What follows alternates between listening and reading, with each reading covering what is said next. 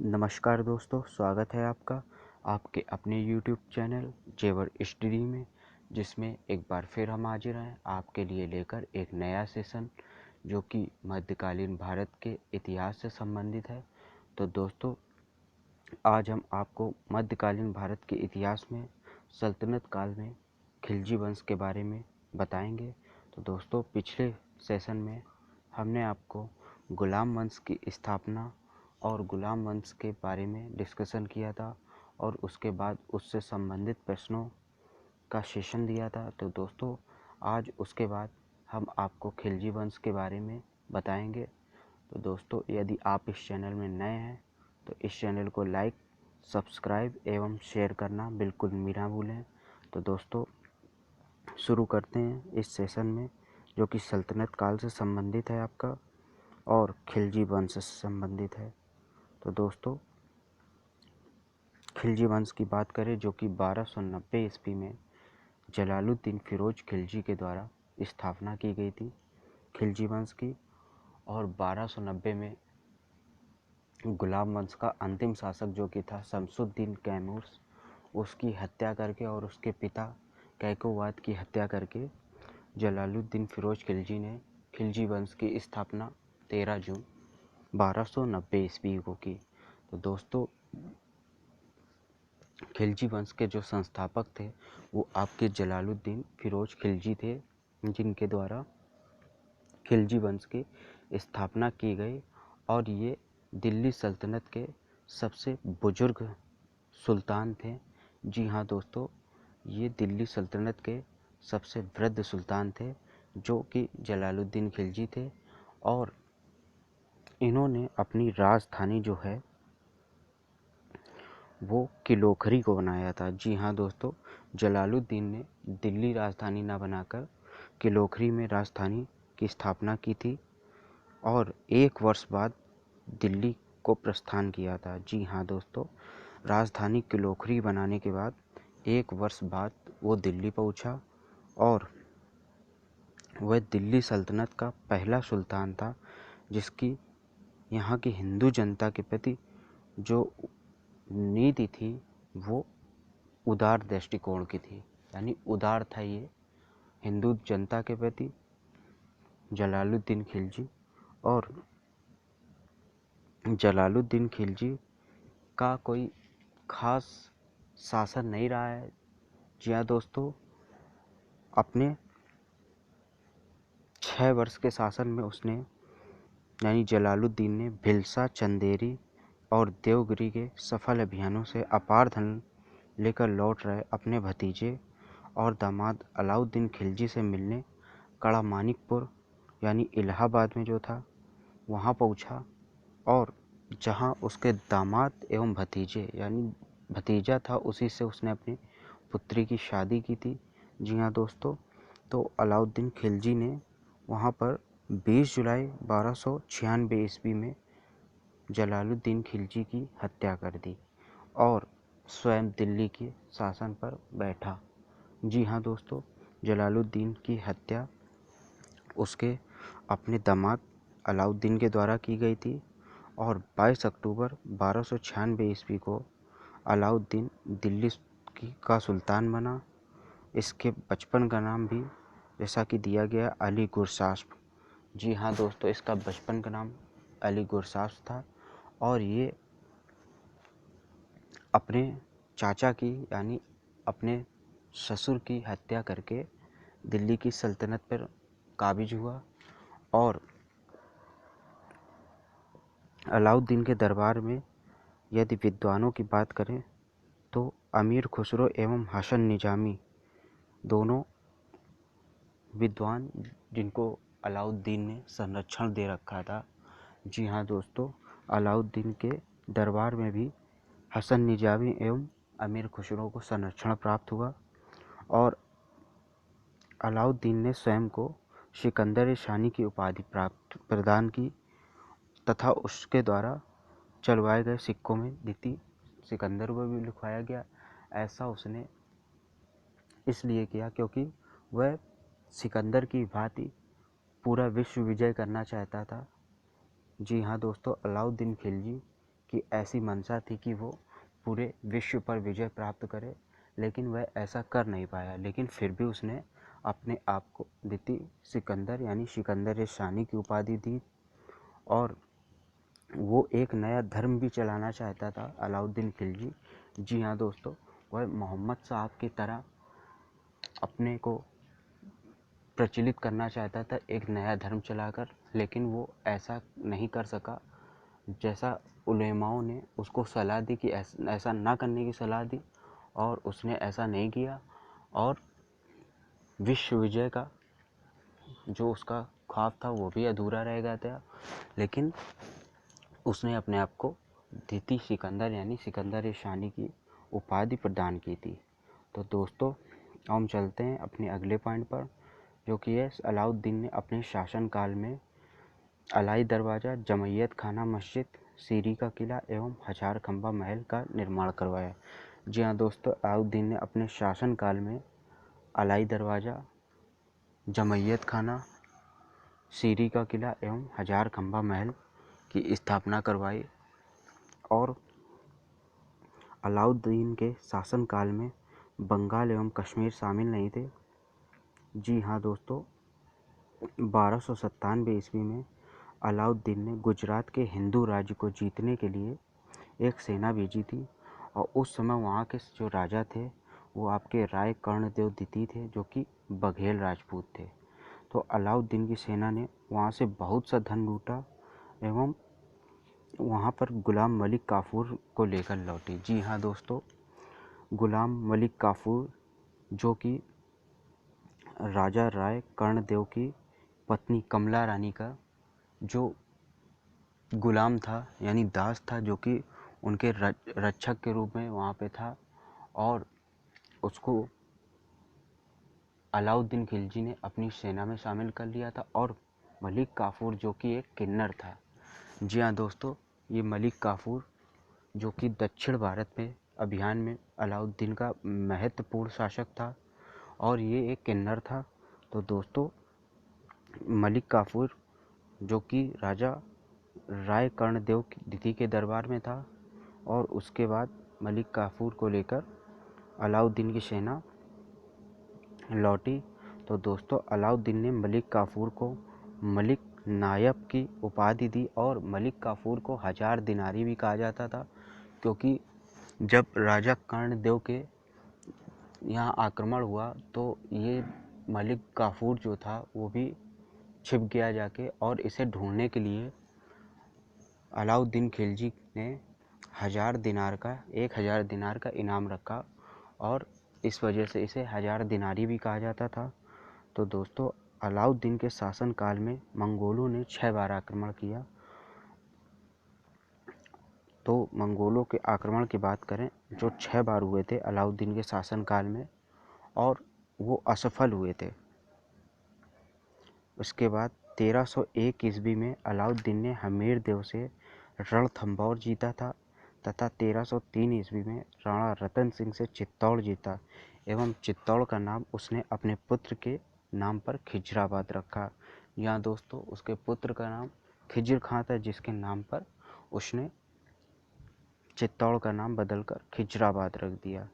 और हमीरदेव की जो रानी थी उन्होंने भी जौहर किया था। जी हाँ दोस्तों, जौहर यानी आग में कूदकर जो आत्महत्या कर लेती थी रानियाँ।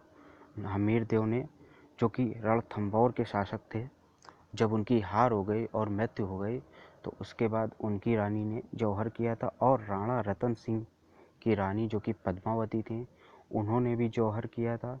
जी हाँ दोस्तों, तो चित्तौड़ हार जाने के बाद जब राणा रतन सिंह की मृत्यु हो गई, उसके बाद उनकी रानी पद्मावती ने भी जौहर किया था। और जब गुजरात में विजय प्राप्त हुई अलाउद्दीन खिलजी को, तो राजा कर्णदेव की जो रानी थी, पटरानी कमला रानी, उनको उसने अपने हरम में शामिल कर लिया था। तो दोस्तों, अमीर खुसरो के अनुसार मलिक काफूर अपने अभियान में रामेश्वरम यानी दक्षिण भारत के अंत तक पहुंचा था। अलाउद्दीन की योजना जो थी वो एक नवीन धर्म स्थापना जिससे पैगंबर के समान भावी पीढ़ियाँ उसका नाम लें और सिकंदर के समान अपनी विजय पिता का दूर दूर तक फैलाना था। जी हाँ दोस्तों, जैसा कि मैंने पहले आपको बताया कि जो अलाउद्दीन की जो योजना थी यानी मंशा थी, जो कि एक नवीन धर्म की स्थापना करना, और दूसरी मंशा ये थी कि वो पूरे विश्व में विजय पताका फहराना चाहता था, जैसा कि सिकंदर की भी सोच थी। तो दोस्तों, लेकिन अपने इन इरादों में वो नाकामयाब रहा और उलेमाओं के सलाह के अनुसार उसने कोई ऐसा काम नहीं किया कि नए धर्म की स्थापना की हो, लेकिन उसकी ये मंशा थी। तो दोस्तों, अलाउद्दीन खिलजी ने सेना को नकद वेतन देने एवं स्थायी सेना की नींव रखी। जी हाँ दोस्तों, जो स्थायी सेना थी उसका नींव जो थी वो अलाउद्दीन खिलजी के शासनकाल में थी, और नगद वेतन भी दिया जाता था। और सबसे विशाल सेना की बात करें तो दिल्ली के शासकों में अलाउद्दीन खिलजी के ही पास सबसे विशाल स्थायी सेना थी। तो दोस्तों, अलाउद्दीन खिलजी ने घोड़ा दागने एवं सैनिकों का हुलिया लिखने की प्रथा की भी शुरुआत की थी, और भू राजस्व की दर को बढ़ाकर उपज का 1/2 भाग कर दिया था। जी हाँ दोस्तों, अलाउद्दीन खिलजी ने घोड़ा दागने एवं सैनिकों का हुलिया लिखने की प्रथा शुरुआत की और भू राजस्व की दर को बढ़ाकर उपज का आधा भाग कर दिया था। तो दोस्तों, अलाउद्दीन खिलजी ने लूट के माल यानी खम्स को सुल्तान का हिस्सा 1/4 भाग के स्थान पर 3/4 कर दिया।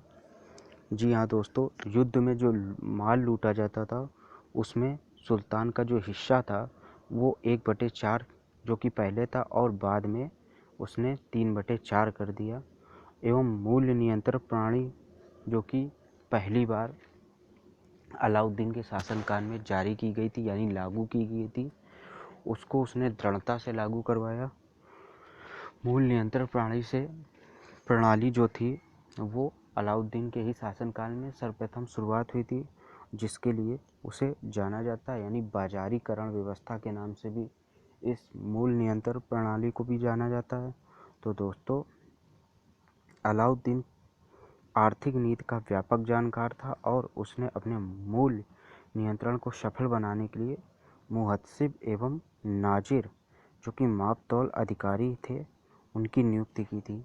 जी हाँ दोस्तों, मुहत्सिब एवं नाजिर जो कि पद थे मापतौल अधिकारी के, उनकी नियुक्ति अलाउद्दीन ने बाजारीकरण व्यवस्था यानी मूल्य नियंत्रण प्रणाली को सफल बनाने के लिए किया था, और आर्थिक नीति जो थी उसका अच्छा जानकार था अलाउद्दीन खिलजी।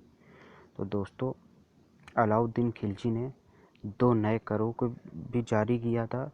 जी हाँ दोस्तों, पहला जो कि चराई कर था, दुधारू पशुओं पर लगाया जाता था, और दूसरा गढ़ी कर जो कि घरों एवं झोपड़ियों में लगाया जाता था।